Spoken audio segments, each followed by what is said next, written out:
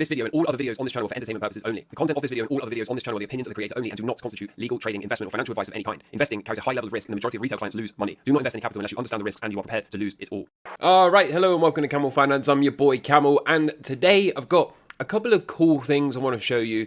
Then we're going to look at some short and medium and longer term Bitcoin price action. And then we'll hop into the charts and see if we can see anything, check on the live positions and all of that kind of thing. The first thing I wanted to kick today's episode off with was this. Tim here says he was sick of seeing all these crypto debit cards for wallets. He said we're supposed to be replacing TradFi, not joining them. How hard can it be to do crypto native anyway? So he's created something called FreePay, which is the world's first open source free payment terminal. I see a lot of people ask me questions along the lines of, if there is this big great reset, or if we switch to CBDCs or stable coins disguised as CBDCs or whatever it is, are we going to be able to exit? Or are we going to be forced to transact peer-to-peer, that kind of thing? Well, this actually gives you the ability to transact peer-to-peer, to accept Bitcoin in the same way that people can use a debit or credit card, but totally open source, totally permissionless, totally censorship resistant. Now, full disclosure, I haven't checked the open source code. I'm not qualified to understand the open source code, but the whole idea behind open source is that if there was something nefarious built inside of it, then you would be able to see it, or someone would be able to go and see it. But I believe we're going to see more and more of these types of things proliferate as more and more people decide they want to actually transact outside of the current mainstream system. And particularly if CBDCs are a thing, particularly if they're going to abuse the programmatic nature of those CBDCs, then it seems only reasonable to me that more and more people are going to create a demand for this type of technology. So pretty interesting, right? Pretty nice. In other news, the Blackrock ETF is now making $187 million annually on the fees just from providing the ETF service. This is actually more than it makes on its S&P 500 fund. Getting into some Bitcoin price action, short term, if this M2 fractal is still carrying any weight at all, then we should be expecting Bitcoin's current breakout attempt to continue north. Now, if you've been following my work for any length of time at all, you know that I don't think we should be putting as much weight on this fractal as some people do. But if Bitcoin in the short term is going to continue to track this M2 3-month lead, then it tells us again to be open to seeing higher prices walking forward. Zooming out a little bit, this is Bitcoin's 6-month candles, right? Each one of these candles is a 6-monthly candle, and it is in the process of printing an all-time record. The prior record was 5 green 6-monthly candles in a row, but we are now working on the 6th. If this candle can close green, this will be a new record for Bitcoin. The last time it set that record of 5 6-monthly green candles consecutively was all the way back in 2017. And I thought what's pretty interesting about this is when we zoom out, you really do get the picture of just how up-only this market has been. When you're a slave to the tape, when you're zoomed all the way in, it's pretty easy to fall into the trap of saying this thing's incredibly volatile and it's manipulated and all this other stuff. But zooming out, certainly for anyone that's been buying and holding or DCAing, this is really easy mode. Right, it has been easy mode for the past 6 months. And I love how this 6-monthly candle chart really illustrates that point. Zooming out even further to the major 4-year cycle, I think it's time to really start to consider where we are in the bigger picture and in the longer term cycles for Bitcoin. Anyone that follows my channel knows I use timing cycles measured low to low. Okay, now this is measuring from the halving to the top, which of course is a different way of measuring it. It's a completely different strategy. But what you'll notice here is from the halving date, walking forward 52 bars, which is 52 weeks or a full year, of course, we see the top come in for Bitcoin. And notice it's from the final weekly cycle low, about 20 bars later, that puts in the top. At the next cycle, the halving's here, the top comes 74 weeks later, and it's the final 20 bars where we go from the final weekly cycle low to the ultimate top. Is a similar deal here, halving 78 bars this time, and that final weekly cycle low yields approximately a 20-week run to an ultimate top. So if we now take the current cycle's halving 78 weeks into the future, gives us a topping time of approximately October of this year. If we've just left behind a weekly cycle low, which if you've been following the channel, we believe we have back here at about 74k, that would suggest we're already about 12 weeks into this current move, which suggests to me at least,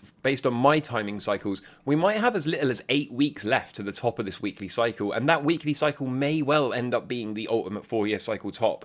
Now, I do think there's a bit of a caveat to this because if this thing is going to blast off and top at the end of July or perhaps early August, there should be enough time to flush out a weekly cycle low and then get one final push into the end of the year. And it would ultimately look a bit more like this, right? The weekly cycle low would come sooner than expected. And then that would allow us the space to get one more final push to some big blow off top numbers. But even if you take away all of my opinion, my analysis, and my timing cycles that I use, and we just stick to this chart at hand, you can see that the final push typically lasts 20 weeks and typically coincides with around 70 to 78 bars after the halving date. And again, if this thing is just going to repeat and nothing is ever different, then that tells us that there might only be about 4 months left of this bull market. And of course, also it tells us to be open to seeing the most violent and aggressive push of this cycle occurring over the next 15 or so weeks. Now, the last thing I want to say on this, I do think it's important to use that kind of October timeframe and potentially the top of this current weekly cycle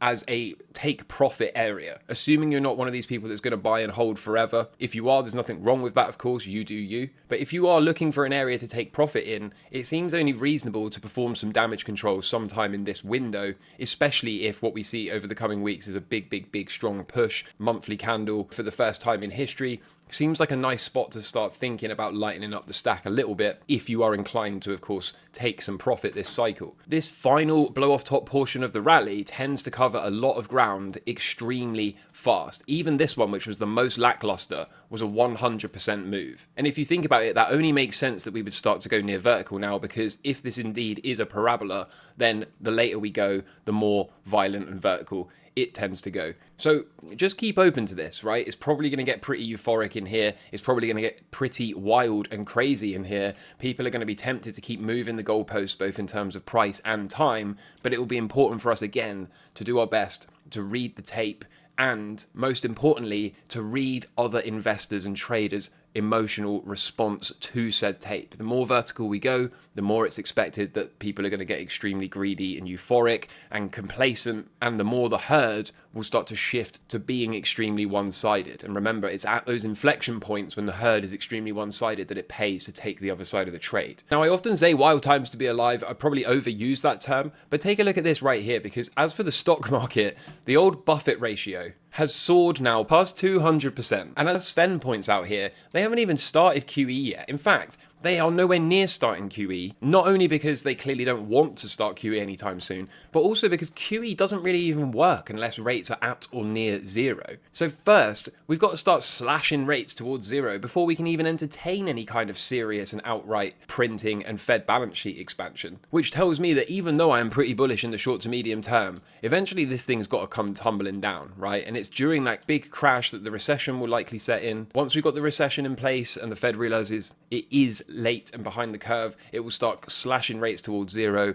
Once we get to zero or near zero for rates, then we can start to see the printer come in. That's what should catalyze the 4-year cycle lows for the likes of Bitcoin, gold, the S&P 500 out of mid to late 2026. And then it should be a trader's market going forward. Also, just to point out, the historical mean is about 60% lower than where we are today. So, I mean, this is absolutely insane. You can see the dot-com bubble, that was frothy. The GFC, not so frothy. And today, I mean, this speaks to a completely new paradigm, right? I mean, this is, what do you even do about this? It's almost like we need to throw away this metric. It's almost like valuations don't mean jack anymore. But I'm sure at some point, maths and statistics will do what it always does, which is see a whopping great mean reversion.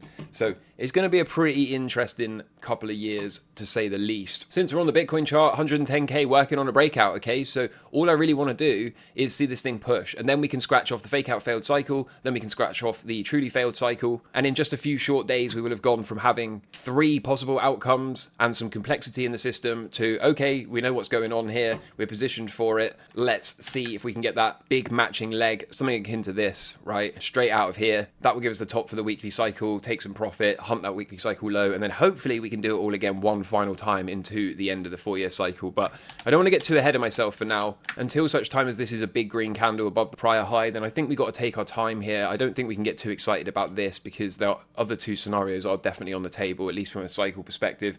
One thing that does fill me with hope is a bunch of these crypto stocks are really starting to fire off now. In fact, this is the current vibe right now, isn't it? This is altcoins watching the Bitcoin miners fire off. So that gives me a bunch of confidence to think that this move is for real and these crypto stocks are finally going to blast off and do those big numbers that we've been positioning for in the level 3 member section for some time now. And hopefully that is a sign that Bitcoin has completed its correction here and is looking to move higher.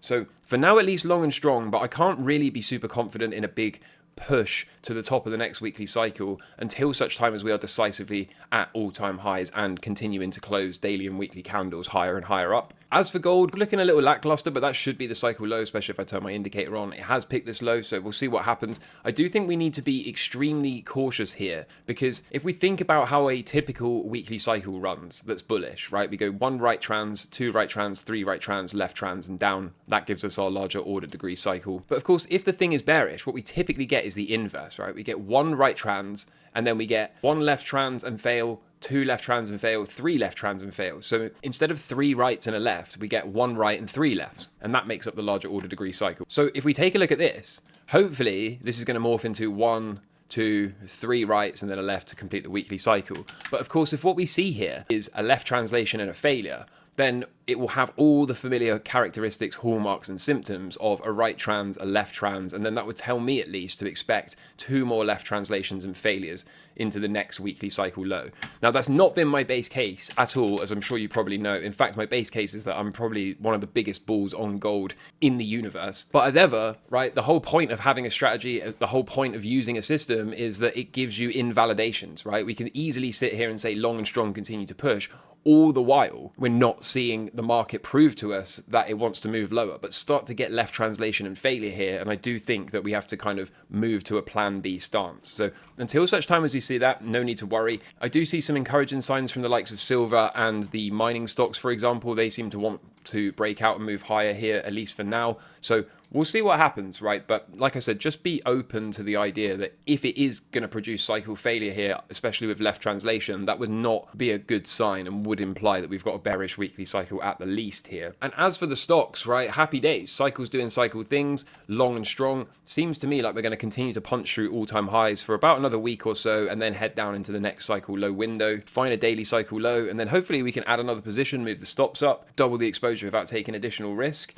and then see if there really is some huge blow off top ahead of us, all against a backdrop, I might add, of potentially seeing the US 10-year and the 2-year continue to come off, starting to ease for the Fed, and of course putting those rate cuts on the table. In fact, I haven't checked the rate cut probabilities in a while, but I would imagine since we've got yields coming off that the probability of cuts is increasing, and so far that seems to be the case. I mean, it's still pretty much like we're going to be remaining paused in July's meeting. I wonder what September's looking like. Oh wow, okay.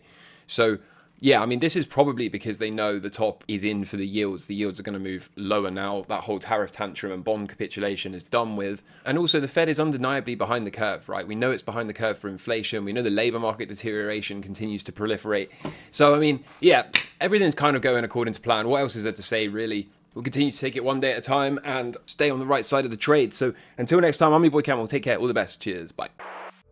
Camel Finance, he's the man to see. Rocking the markets with his contrarian spree. Trades like a pro, no fear, no shame. Sticking to his guns in his money game. He's a badass, oh yes indeed. Camel